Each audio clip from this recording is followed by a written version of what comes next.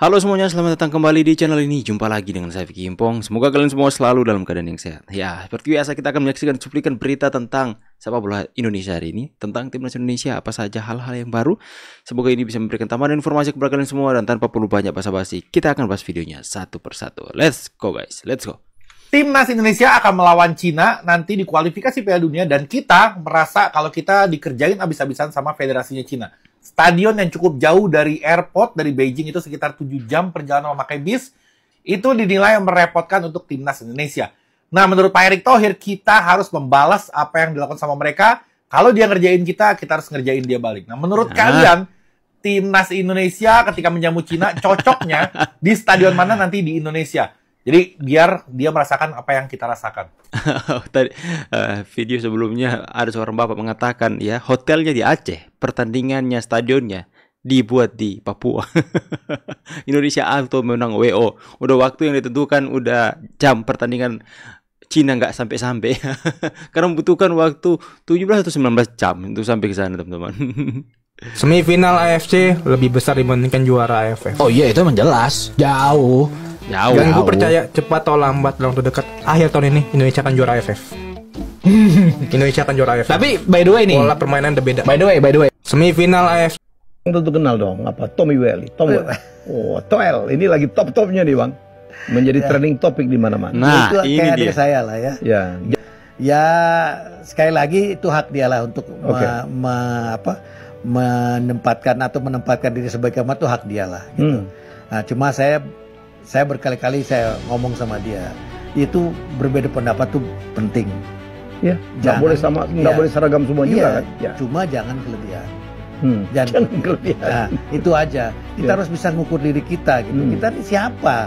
Jangan lewatkan pertandingan final Piala Presiden yang sangat dinantikan antara mereka siap untuk dalam memberi. Saksikan langsung hanya Iklan kalau ya. kita bisa jadi gantiin Sintayong. Pertanyaan sederhana, punya sertifikat melatih nggak? Kayak Anjas gitu kan, punya sertifikat melatih kan? Nggak, Anjas nggak pernah terjun ke dunia pelatih kan.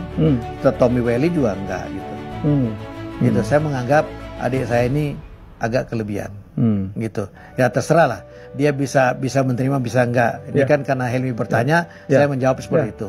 Sebetulnya modal dia bagus, banyak gitu. Cuma kalau dia memperdalam dengan cara yang lebih baik, mungkin dengan cara yang lebih santun, mungkin lebih enak gitu kan. Kan karena menghadapi netizen ngeri gitu. Ngeri banget gitu.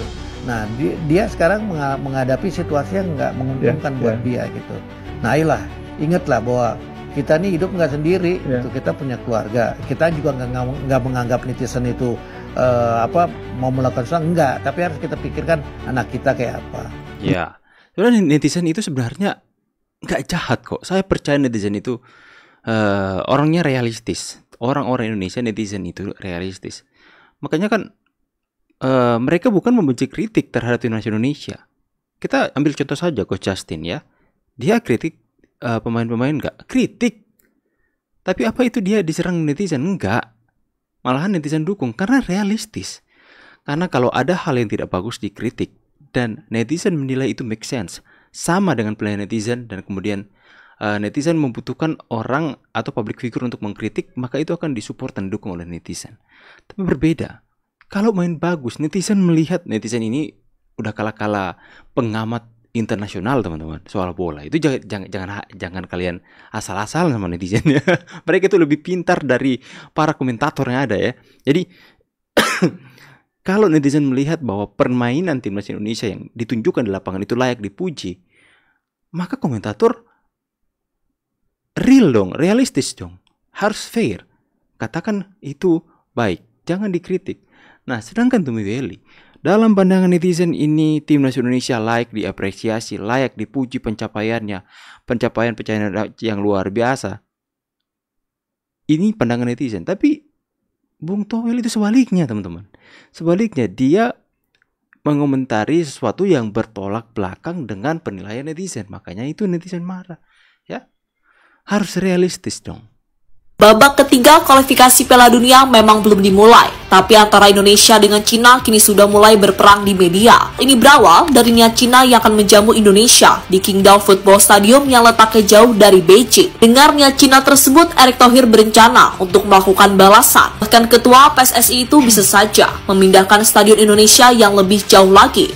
Sebuah hal yang kini mendapatkan respon dari media Cina. Media itu mulai menyoroti stadion yang ada di Papua, karena mereka tahu stadion itu bisa saja digunakan oleh Indonesia. Selain itu, media Cina juga menyoroti langkah Indonesia yang terus melakukan naturalisasi pemain. Untuk itu, inilah cerita di balik drama yang terjadi antara Indonesia dengan Cina. Kita harus terbang ke Bahrain, itu hampir 17 jam, lalu ke Cina. Tiba-tiba kita ditaruh di kota yang 6,5 jam dari Beijing, itu Guangdong, yang di bulan Oktober katanya dingin. Jadi semua negara ingin mempersulit tim tamunya. Kita juga jadi tuan rumah harus baik-baik, tapi jangan baik-baik saja. Kita dikerjain di luar negeri, ya kita kerjain lagi di sini. Erick Thohir pada media. Ya, itu adalah respon Erick Thohir soal niat licik Cina saat menjadi tuan rumah melawan Indonesia mendatang. Karena Cina berencana memakai stadion yang berbeda dari biasanya. Perbedaan itu terlihat dari letak stadion yang berjarak sekitar 6,5 jam dari kota Beijing. Selain itu, stadion yang akan dipakai oleh Indonesia juga memiliki suhu yang terbilang dingin. Dan melakukan hal tersebut, Cina berharap para pemain Indonesia mengalami kelelahan. Selain itu, suhu yang dingin juga bisa membuat para pemain timnas tidak nyaman dalam memainkan bola. Tentu sebuah tantangan yang pastinya bakal dihadapi oleh Jordi Amat dan kawan-kawan. Selanjutnya, untuk membalas niat Cina tersebut, Indonesia berencana bakal mengerjai balik mereka. Caranya sama, yakni dengan memakai stadion yang tidak biasa dan letaknya sangat jauh dari Jakarta. Bahkan menurut beberapa rumor yang beredar, Indonesia bisa saja memakai stadion Papua Bangkit, di mana jika dihitung jaraknya terbilang sangat jauh, yakni sekitar 5.000 km lebih. Ini dihitung berdasarkan jarak Jakarta dengan Jayapura. Untuk sebuah balasan yang tak main-main dari Indonesia. Karena nyatanya mereka tetap bisa membuat Cina sengsara dengan melakukan perjalanan super jauh. Media Cina kaget saat melihat letak stadion Papua Bangkit. Langkah Indonesia itu akhirnya mendapatkan respon dari media Cina. Mereka kepo dengan stadion Papua Bangkit yang kabarnya bisa dipakai timnas Indonesia untuk menjamu timnas Cina mendatang. Saat melihat letaknya, media Cina kaget. Karena jika dilihat secara seksama, stadion Papua Bangkit berada di tengah bukit dan dikelilingi dengan hutan. Namun meski letak geografisnya seperti itu, stadion Papua Bangkit tetap menjadi stadion yang mudah untuk diakses. Media Cina soroti naturalisasi Indonesia. Hanya soal stadion, media Cina jangan hanya jauh, pas lampunya dibuat agak remang-remang karena kan agak kecil kan mata orang Cina kan ya. Jadi mungkin mereka agak kurang mendapatkan cahaya yang baik gitu teman-teman. Jadi harus punya strategi untuk bisa menang ya. Coach Indra ini udah kalau kelompok umur udah nggak ada lawan. Nggak ada lawannya, betul. Udah nggak ada obatnya. Nggak ada obatnya. Dua orang ini kayak pernah Boy, meremehkan Sintayong. Dan itu correction di VT-ku yang lama. Akhirnya viral. Dan setelah itu mereka nggak pernah kritik Sintayong lagi. Hari ini mereka muncul dengan membawa komentar ya. Indra Safri layak menukangi senior karena katanya nggak ada obatnya. Ya, secara tidak langsung kalau layak menukangi senior berarti gantikan Sintayong kan? Oke, ku tanggapi ya. Nggak ada obatnya, kalian bilang kan? Cek data dulu ya. Indra Safri itu nggak pernah menang lawan Park Hang-seo ya. Nggak pernah menang lawan Park Hang-seo. 2019 SEA Games ketemu 2 kali di penyisian grup ya. Nggak bisa ngalahin, imbang 1-1. Di final kena bantai sama Park Hang-seo 3-0. Nah, beberapa bulan kemudian setelah SEA Games kan jumpa lagi sama Vietnam di kualifikasi Piala Asia ya. Park Hang-seo juga kalah Indonesia ya. Nah, makanya ketika 2023 kemarin juara SEA Games kan, Indra Safri ngomong apa di conference ya? Dia bilang, saya bersyukur dan saya respect dengan Vietnam di bawah Philippe Troussier katanya gitu. Lebih soft katanya gitu. Kenapa dia ngomong kayak gitu coba? Karena dia takut sama Park Hang-seo gitu loh. Jadi dia seolah-olah bilang tim Vietnam yang Park Hang-seo lebih kasar kan gitu. Takut. Jadi obatnya yang pertama Park Hang-seo nggak bisa ngalahin Indra Safri. Nah terus itu kan juara 2019 juara AFF ngalahin Thailand. Dan setelah itu di kualifikasi Piala Asia selain jumpa Vietnam kan jumpa Thailand. Menang di AFF di kualifikasi Piala Asia lawan Thailand dibantai 4-0. Oke. Kalau kita balik lagi ya runut ke belakang 2014 kena bantai Uzbekistan, kena bantai Uni Emirat Arab di Piala Asia. Jadi jangan kalian bilang Indra Safri nggak ada obatnya, banyak obatnya ya. Jadi Piala Asia itu belum bisa berbicara banyak ya. Lawan Park Hang-seo pun belum bisa dia. Kalian bilang pula layak untuk menukangi timnas senior. Pikir-pikir dulu ya Bung ya.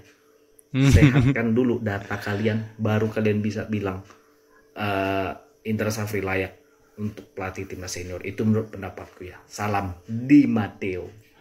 Salam Di Indra Matteo. ini udah kalau kelompok umur udah nggak Jadi mukanya sok tahu teman-teman ya. Sok paling tahu. Padahal minim data.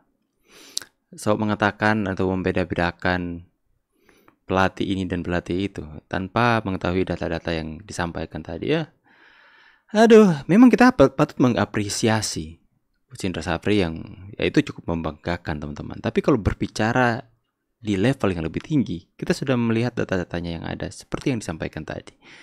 Ya, muka-muka local pride. Oke teman-teman semua, kalian bebas memberikan opini kalian di kolom komentar. Saya pamit dulu, see you on the next video.